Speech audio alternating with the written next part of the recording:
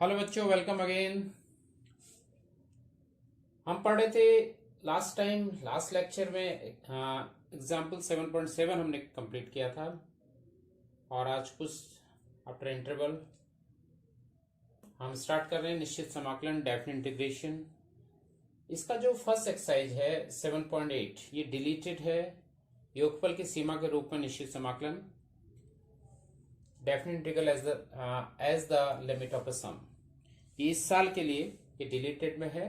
तो इस वाले एक्सरसाइज को हम बाद में लेंगे, ठीक है। इससे पहले हमारी कोशिश रहेगी कि हम आपके कोर्स को जरा कंप्लीट करें पहले, जो आपका इस साल का सिलेबस है। तो हम स्टार्ट करेंगे इसके नेक्स्ट एक्सरसाइज से 7.9।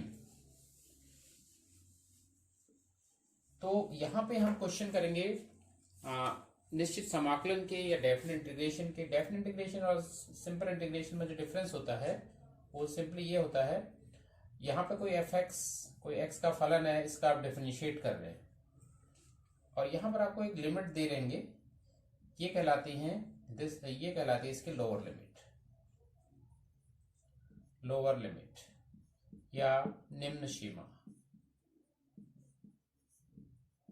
और ये इसकी कहलाती है उच्च सीमा या अपर लिमिट।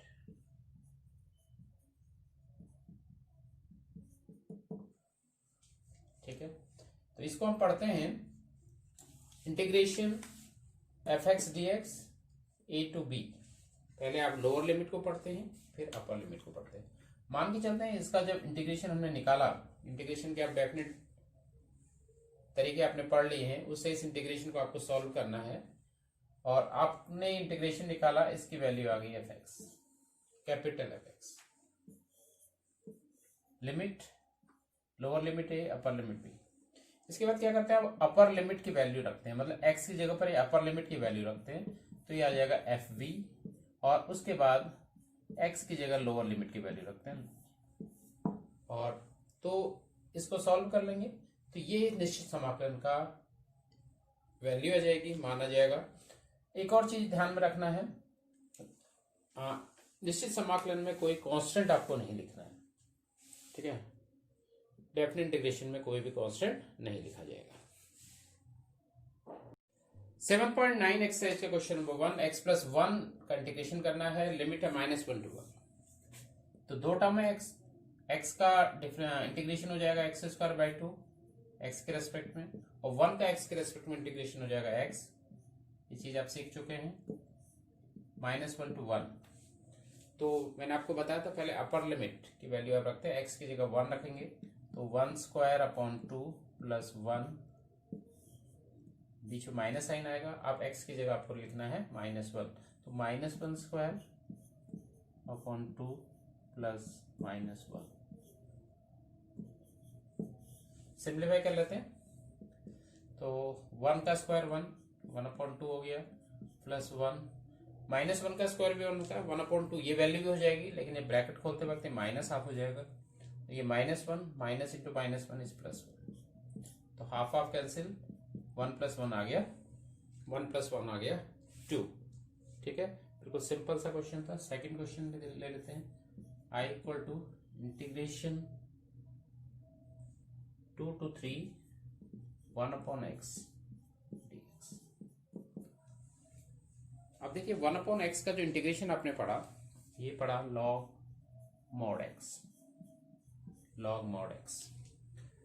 अब हमें लिमिट लिखनी है, लिमिट को इस ढंग से लिखा जाता है, एक लोअर लिमिट को यहाँ लिखा जाता है, अपर लिमिट को यहाँ लिखा जाता है। तो वैल्यू लिखेंगे, log mod 3 मीन्स log 3 हो गया, और log mod 2 मीन्स log 2 हो गया।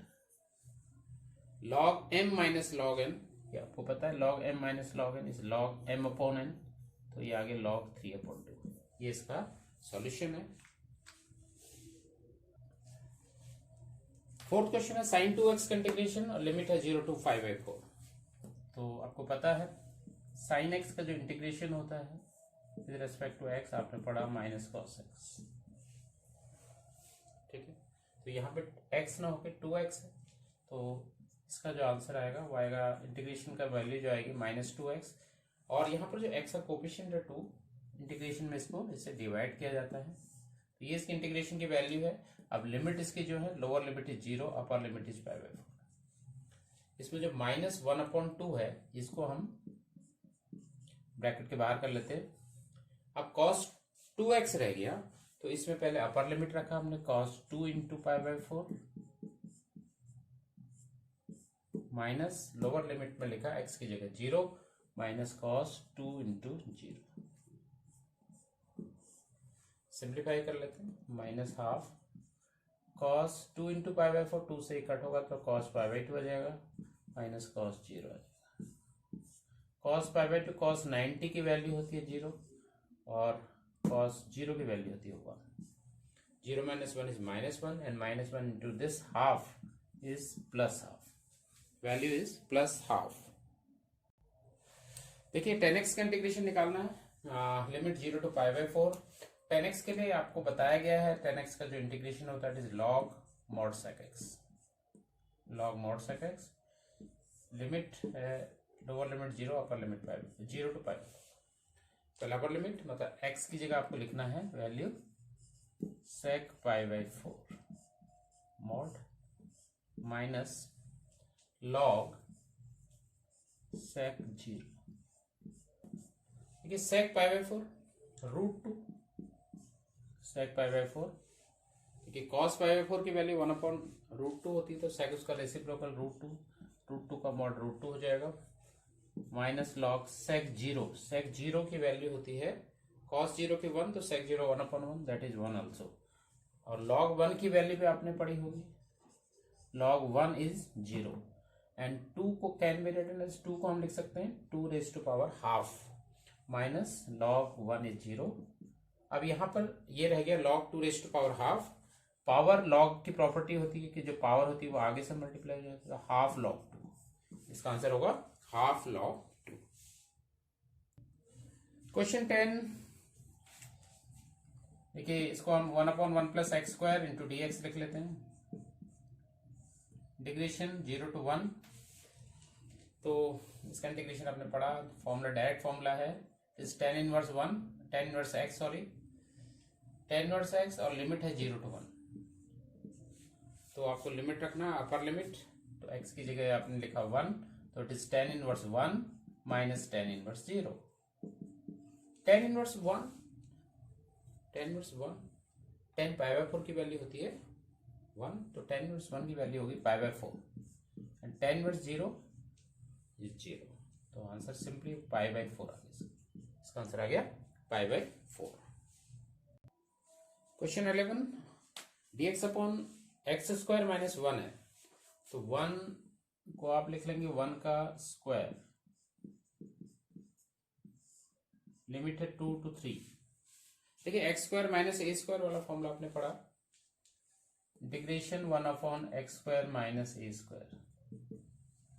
ठीक है, इसका आपने फॉर्मूला पढ़ा है, और ये होता है, क्या होता है, ये होता है 1/2 log x - a/x+, ये पढ़ा था आपने, log x - a/x+a। तो ये फॉर्मूला आपको अप्लाई करना है यहाँ पे, और यहाँ पर a की जगह पर है 1, a की जगह आपको लिखना है 1, तो ये हो जाएगा हाफ log, इंटीग्रेशन की वैल्यू सॉल्व करके लिख रहे हैं आप, x - 1/x+, लिमिट है 2 to 3। तो सबसे पहले आपको अपर लिमिट की वैल्यू रख देनी है, हाफ को आप बाहर कर लेंगे, log x की जगह हम 3 लिखते हैं, 3 - 1 is 2, 3 + 1 4, minus lower limit log x की जगह 2 लिखेंगे, 2 - 1 इज 1 एंड 2 + 1 इज 3। इस ढंग से हो जाएगा। ये देखिए कट गए। अब यहाँ पे log m - log n is log m/n, ये भी आप जानते हैं, तो ये log m means log 1/2 upon 1/3। तो इसको सिंप्लीफाई करके ये 3 ऊपर आ जाएगा आपका, तो हाफ log 3/2, ये इसका सॉल्यूशन है। Integration cos square x with the limit 0 to π/2। देखिए कॉस स्क्वायर एक्स, या अपने आइडेंटिटी से इसको इसका इंटीग्रेशन निकालते हैं। कैसे निकालते हैं? cos 2x की वैल्यू आपने पढ़ी है 2 cos स्क्वायर एक्स -1। तो यहाँ से इस 1 को अगर आप ट्रांसपोज इधर कर दें तो ये 2 cos स्क्वायर एक्स की वैल्यू आ जाएगी, और ये आ जाएगी 1 + cos 2x। और फिर इस 2 का ट्रांसपोज कर दें इधर, तो 2 का इधर ट्रांसपोज कर दें तो 2 इसके डिनोमिनेटर में आ जाता है। तो cos स्क्वायर एक्स की जो वैल्यू आती है 1 + cos 2x/2 आती है। ये वैल्यू हम लिखते हैं यहाँ पे 1 + cos 2x/2। इसका dx इंटीग्रेशन आपको निकालना है 0 to π/2। तो ये जो 2 है, मतलब डिनोमिनेटर वाला 2 है, इसको आप करेंगे बाहर। कहने का मतलब 1/2 बाहर आ गया। 1 dx, दो इसको इंटीग्रेशन बना लेते, 1 dx लिमिट वही है 0 to π/2 plus cos 2x dx 0 to π/2 और हाफ इन दोनों के साथ मल्टीप्लाई। इस ढंग से दो इंटीग्रेशन। देखिए लिमिट एक जैसी है तो हम एक साथ लिमिट लगा लेंगे बाद में। तो ये हमने लिखा 1 का इंटीग्रेशन x cos 2x का जो इंटीग्रेशन होगा वो sin 2x, और x का कोफिशिएंट है 2 तो 2 से डिवाइड करेंगे। लिमिट एक जैसी है तो 0 to π/2। इस ढंग से। अब आपको पहले अपर लिमिट रखना है, तो हाफ आपने अपर लिमिट x की जगह लिखना है π/2 प्लस sin 2 × π/2 अपॉन 2 माइनस, अब 0 लिखेंगे तो x की जगह ये 0 हो गया, प्लस sin 2 × 0/2।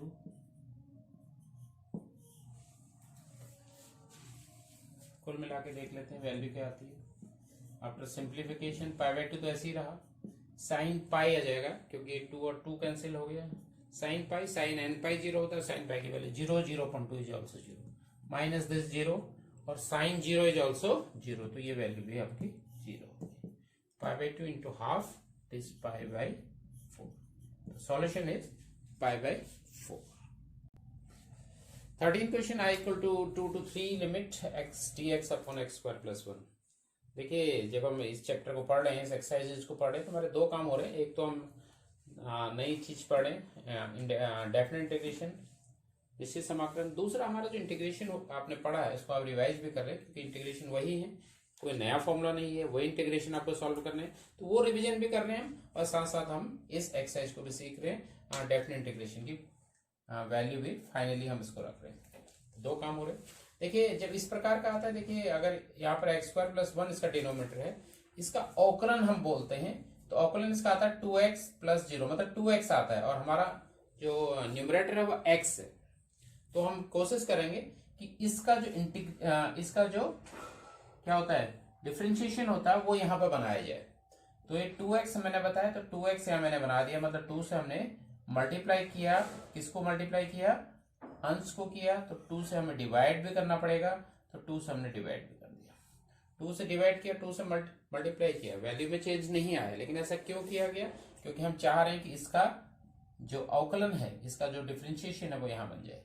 ऑलरेडी x वाला टर्म हमारे पास है, खाली कांस्टेंट की जो 2 लाना है, इसका कोफिशिएंट लाना है, उसके लिए हमने यहाँ 2 से मल्टीप्लाई कर दिया, 2 से डिवाइड कर दिया, वैल्यू चेंज नहीं हुई। जब ऐसा होता है, since dy/dx of x² + 1 denominator, ठीक है, dy/dx ऑफ डिनोमिनेटर अगर हो जाए न्यूमरेटर, अगर ऐसा हो जाए, ये 2x आ रहा है, मतलब ये न्यूमरेटर के बराबर है, ऐसा हो जाए, तो जो इसका जो इंटीग्रेशन होता है वो होता है log ऑफ, इंटीग्रेशन क्या होता है इसका? Integration of such function is log of denominator, log of denominator. तो ये चीज हमें यहां पर अप्लाई करनी है। तो क्या जाएगा? log of x² + 1। मॉड लगाने की जरूरत नहीं है क्योंकि ये पॉजिटिव ऑलरेडी है, और x² इज ऑलवेज पॉजिटिव, और इसमें 1 ऐड करके भी पॉजिटिव ही रहना है। 2 to 3, ठीक है। अगर ऐसा नहीं समझ में आ रहा है तो आप इसको t मान के भी कर सकते हैं, ठीक है। लेकिन इस चीज आपको फाइनली सीखना पड़ेगा, थोड़ा टाइम बचाना है हमें, तो ये सीखना पड़ेगा। अगर इसका अवकलन अंश में आता है, उस टाइप का टर्म भी आता है, जैसे x हमारे पास है, क्योंकि जब आप इसका अवकलन करेंगे तो x की एक पावर कम हो जाएगी, तो इस टाइप का टर्म हमारे पास न्यूमरेटर में है।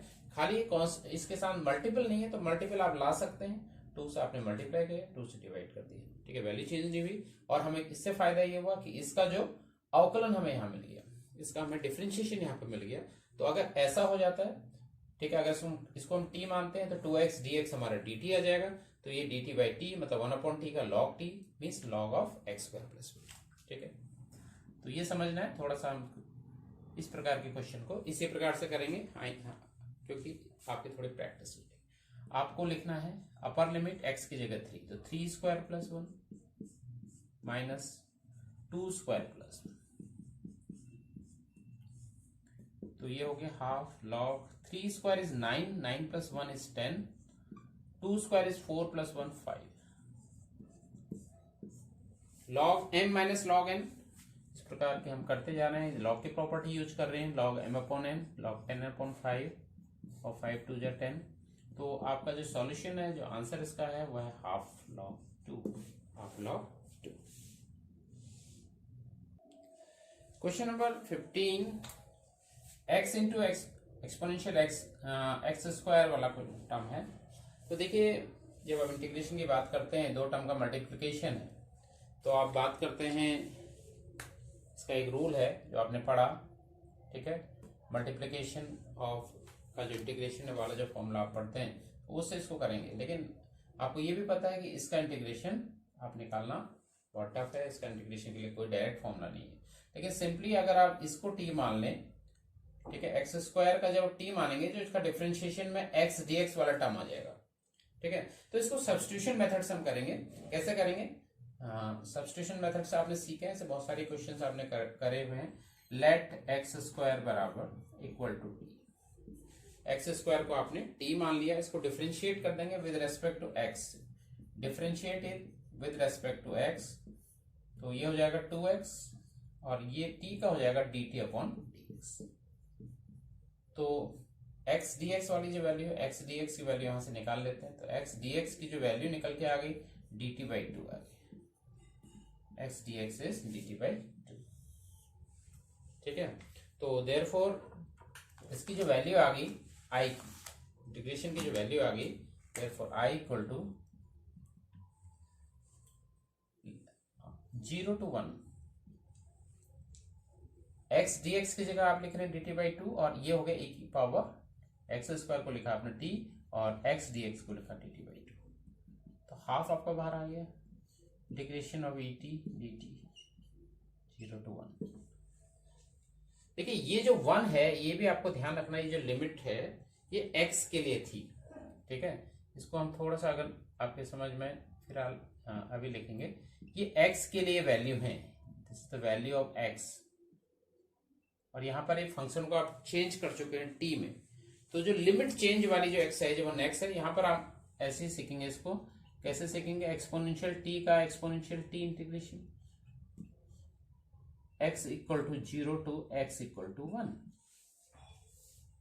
क्योंकि इनिशियली जो वैल्यू दे रखी है ये x के लिए दे रखी है, x की ये लिमिट है 0 टू 1। अब क्या करना है आपको, यहाँ पे t को चेंज करना है, पुनः t को आप फिर से x के टर्म में लेके आएंगे, तो कहने का मतलब t की जगह आपको एक्स स्क्वायर लिखना है, x equal to 0 to x equal to 1। अब आप लिख सकते हैं लिमिट, अब आप अप्लाई कर सकते हैं लिमिट, इस चीज का ध्यान रखेंगे। इस प्रकार के 2 टाइप से इसको सॉल्व किया जाता है। एक इसकी जो नेक्स्ट एक्सरसाइज है जहां पर हम लिमिट को भी चेंज करेंगे, न्यू लिमिट्स निकालेंगे, एक तो वो टाइप के क्वेश्चन है। एक आपको सिंपली ऐसे ही करने हैं, पहले आप इसको टी मान लेंगे सब्स्टिट्यूशन से, और फाइनली फिर क्योंकि इस लिमिट को आप अप्लाई नहीं कर सकते, टी की जगह 0 और 1 नहीं लगा सकते क्योंकि एक्स की वैल्यू दी हुई है, तो फिर आपको टी को एक्स में चेंज करना पड़ेगा, तब जाके आप फाइनली इसको लिमिट अप्लाई करेंगे। अपर लिमिट आपने रखा तो 1 का स्क्वायर 1 और लोअर लिमिट रखा e की पावर 0, ठीक है। तो ये आ गया हाफ e की पावर 1 इज e एंड किसी की पावर 0 की वैल्यू होती है 1, तो ये इसका सॉल्यूशन है, ठीक है। तो इसको हमने किया, सब्स्टिट्यूशन मेथड से विदाउट चेंजिंग द लिमिट्स हमने चेंज नहीं की। तो ये है एक टाइप ऐसे क्वेश्चन को करने का। इसी क्वेश्चन को हम नेक्स्ट एक्सरसाइज में करेंगे। वहां पर हम क्या करेंगे, इसको टी में ही लिमिट रखेंगे। उसके लिए आपको क्या करना पड़ेगा, लिमिट को भी चेंज करना पड़ेगा, वो बात की बात है। फिलहाल आपको यहाँ पर इस ढंग से इसको सॉल्व करना है। तो आज के लिए इतना ही, आज इसको यहाँ पर ही एंड करते हैं। नेक्स्ट वीडियो में इसके आगे के क्वेश्चन हम लेके चलेंगे, आगे के एक्सरसाइज क्वेश्चन हम लेके चलेंगे। आज के लिए इतना ही। Thank you very much.